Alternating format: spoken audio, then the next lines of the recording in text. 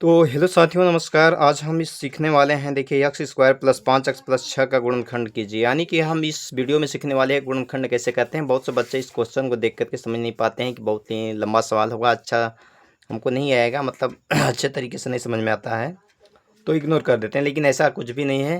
ये सवाल जो है कि आप बहुत ही अच्छी तरीके से लगा सकते हैं। तो चलिए वीडियो में अंत तक बने रहिए। चलिए हम शुरू करते हैं। इसके लिए सबसे पहले ज़रूरी चीज़ आपके लिए क्या आना ज़रूरी है, देखिए सबसे पहले आपको ये चीज़ आना ज़रूरी है। देखिए जैसे बहुत से बच्चों को ये नहीं आता है कि जोड़ घटाना, मतलब इस तरीके से जो दिया रहता है, ऐसे दिया रहेगा कि x प्लस 5 प्लस एक्स बराबर कितना आएगा। तो बहुत से बच्चे कहते हैं एक्स में प्लस 5 कैसे होगा, प्लस एक्स कैसे होगा, कैसे जुड़ाएगा। देखिए होता है चर संख्या और ये भी चर है, ये चर है। देखिए चर अचर आपस में नहीं मिल सकता है, तो चर चर के साथ जुड़ाएगा, यानी एक्स एक्स के साथ जुड़ाएगा, हो जाएगा। देखिए यहाँ पे एक छुपा था यहाँ पे एक छुपा है, तो एक एक हो जाएगा 2x, यानी 2x प्लस 5। इस तरह से जोड़ाना चाहिए साथियों। एक चीज़ और आपको इस चीज़ भी आना चाहिए, बहुत इसमें कन्फ्यूजन नहीं होना। जिसे मान लीजिए लिखा है -5 प्लस 10, इसका आंसर कितना आएगा। तो बहुत सब बच्चे ये कहते हुए मिलते हैं कि इसका आंसर आ जाएगा 5 प्लस 10 यानी कि 15, और यहाँ पे माइनस, ऐसा बोलते हैं कि -15 आएगा। अब आप ही सोचिए कि -15 इसका आंसर कभी हो ही नहीं सकता है। इसके लिए सबसे बेसिक जो चीज़ है, इसका जो रूल है कि यदि एक सवाल माइनस में है और एक प्लस में है एक संख्या, तो अगर दोनों विपरीत हैं, यानी एक प्लस एक माइनस, तो सीधे हम उसका घटाना कर देते हैं। यानी हम 10 में से बड़ी वाली में से छोटी को घटा देंगे, 10 में से 5 घटा देंगे, कितना आ जाएगा -5, सॉरी 5 आ जाएगा यहाँ पे, मतलब। और बड़े वाला का चिन्ह, बड़ा वाला 10 प्लस में है तो यहाँ पे प्लस में ही आएगा, तो ऑलरेडी प्लस में है तो प्लस लिखेंगे नहीं, यानी +5 इसका आंसर रहेगा। और यही चीज़ इस तरह से रहता कि 5 माइनस 10, तो यहाँ भी देखिए माइनस में है और ये प्लस में है, दोनों अलग अलग हैं। तो इससे यहाँ पर भी क्या होगा, घटाना होगा। घटाना होगा कैसे होगा, चलिए इसको घटाते हैं। तो बड़ी में से छोटी को घटा देंगे, 10 में से 5 को घटा देंगे, तो कितना आएगा, 5 आएगा। चलिए, तो आशा करते हैं कि ये चीज़ अब जान गए हो। तो चलिए हम सवाल को लगाते हैं। तो सवाल यही था, हमारा गुणनखंड करना था, x square plus 5x plus 6 का गुणनखंड करना था। तो चलिए हम इसको अच्छे से गुणनखंड करते हैं।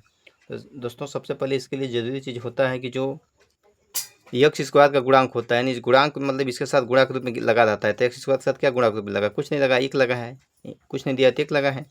और जो अचर पद होता है जिसमें चार संख्या नहीं है, मतलब ये अचर हो गया, 6 अचर हो गया, तो इसका गुणा कर लेते हैं, 6 कम 6। अब हमको ऐसा संख्या, दो संख्या लेना है, बीच वाले भाग को ऐसा तोड़ना है, मतलब दो संख्या में, कि गुणा करने पे 6 आए और जोड़ने पे कितना आए, 5 आए। गुणा करने पे 6, जोड़ने पे 5, तो इसको आप आसानी से इसका गुणनखंड करके भी पता कर सकते हैं 6 का। तो 6 का करेंगे 2 3 6, 2 और 3, हमें यहीं से पता चल जाएगा 2 और 3 होगा। तो कुछ इसमें जो है कि कॉमन माइंड आप लगा सकते हैं। तो चलिए आप समझ गए कि यानी कि एक संख्या 2 है और एक 3 है।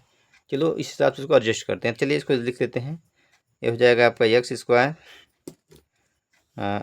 लिख लेते हैं जो दिया है, प्लस 5 को, मतलब अब जान गए कि हमको लिखना है 3 प्लस 2, तो यहाँ पर 3 प्लस 2 ऐसे लिख देंगे, 5 को बाहर क्या हो जाएगा, एक्स हो जाएगा, और प्लस 6 जो है उतर जाएगा। तो हमने कुछ नहीं किया है, बस एक्स स्क्वायर को यहाँ पे उतार दिया है, प्लस भी उतार दिया, यहाँ पे 5 को लिख दिया है 3 प्लस 2, और ये बाहर जो अक्स है इसके यहाँ पर हो गया है, और ये 6 जो है यहाँ पे उतर गया चुपचाप। अब आगे जो प्रोसेस है वो गुणा करना है। तो एक बार लिखना है इसको, हल करके सॉल्व करके देखिए, एक्स स्क्वायर जो बाहर एक्स लगा है इसके अंदर, दोनों जो कोष्टक के अंदर है 3 और 2, उसमें गुणा हुआ, तो एक्स का एक बार गुणा हुआ 3 में तो कितना आएगा, 3x आएगा, और 2 में होगा तो 2x आएगा, और प्लस 6 आगे जो है उतर जाएगा चुपचाप। तो यहाँ से आप लोग देख लिए कि x square plus 3x plus 2x plus 6। अब साथियों हमको इन दोनों को एक साथ लिखना है और इन दोनों को एक साथ लेना है। अब देखिए इन दोनों में संख्याओं में हमको कॉमन ढूंढना है। कॉमन का मतलब होता है कि जो दोनों में मिलता है वो उभयनिष्ठ, यानी कि जिसको हम कॉमन बाहर निकालते हैं तो उससे दोनों संख्याएं जो है कि पहाड़ा उसमें भाग चला जाता है और विभाजित हो जाती हैं। तो चलिए इन दोनों में कॉमन क्या मिला है, देखिए इन दोनों में मिल रहा है एक्स, क्या मिल रहा है, एक्स। जो छोटी घात चर संख्या में देखिए इसका गुणांक 1 है, इसका 3 है। जब इसका गुणांक 1, दो संख्या में एक का गुणांक 1 है तो कॉमन उसमें अंक में कुछ नहीं लिया जाता है, क्योंकि छोटा एक ही है तो कॉमन ही कॉमन है, उसमें आप संख्या नहीं ले सकते हैं। तो चर संख्या इसमें क्या मिलेगा, यक्स है। देखिए इस एक्स पे घात में 2 है, इस पे एक्स पे घात में 1 है, तो छोटी घात वाला ही कॉमन होता है, क्योंकि छोटी घात वाला कर लेंगे तभी भाग जा पाएगा, बड़ा ले लेंगे तो बड़ा वाला कट जाएगा लेकिन छोटा वाला विभाजित नहीं हो जाएगा। कॉमन का मतलब उसमें भाग करें तो फिर से भाग हो जाता है। इसमें एक्स ले लेते हैं बाहर, तो अक्स जब ले लेंगे तो आप जो कॉमन लेते हैं उससे भाग किया जाता है इसमें, तो एक्स से एक्स स्क्वायर में भाग करेंगे तो एक अक्स खत्म हो जाएगा, दो अक्स पर स्क्वायर है तो एक अक्स कट जाएगा तो एक ही बचेगा, और प्लस का चिन्ह उतर जाएगा। एक्स से फिर 3x में भाग देंगे तो देखिए एक्स से कट जाएगा, 3 बच जाएगा, तो हो जाएगा x प्लस 3, और प्लस आगे देखिए इन दोनों में देखते हैं, इन दोनों में अंक तो मिल रहा है देखिए, क्योंकि 2 है और 6 है, ये 2 है और ये 6 है, तो भाई 2 ले लेंगे हम कॉमन, तो 2 के टेबल में यानी कि पढ़ा में 2 भी कट जाएगा और 2 3 6 भी कट जाएगा। यानी जो छोटा है, अब कहेंगे 6 क्यों नहीं लेंगे भाई, 6 कॉमन लेंगे तो 6 पढ़ा में 2 थोड़ी ना आएगा, तो जो कॉमन लेते हैं उसके पढ़ा में दोनों वाला आना चाहिए, कटना चाहिए मतलब। कहेंगे कि इसमें एक्स इसमें है ही नहीं है, तो कोई बात नहीं है, तो नहीं है, दोनों में नहीं है तो कॉमन नहीं बनेगा, तो अंक में सिर्फ 2 हो जाएगा कॉमन इसमें। 2 से भाग करेंगे तो एक्स खत्म, 2 खत्म हो जाएगा, एक्स बचेगा, और 2 3 की 6 यानी +3। तो अब देखिए इन दोनों ब्रैकेट में, दोनों कोष्टक में यहाँ भी x+3 है और यहाँ भी x+3 है। जब दोनों में एक ही संख्या आ जाएगी तो समझ जाइए कि आपका सवाल सही है और मतलब क्लियर है, आप का सवाल बिल्कुल सही दिशा में जा रहा है, सही तरीके से हल हो रहा है। अब इसके बाद हम क्या करते हैं, कुछ नहीं, इन दोनों कॉमन में से आप समझिए, देखिए एक पार्ट ये है एक पार्ट ये है, तो इसमें से कॉमन लेंगे तो देखिए x+3 इसमें भी मिल रहा है, x+3 इसमें भी मिल रहा है, तो कोई भी x+3 एक ठो ले लेंगे इसे, और एक दूसरा कोष्टक बनेगा और इसका जो बचागा और इसका जो बचा रहेगा कॉमन, तो इसमें जो है कि x बचा और इसमें +2 बचा।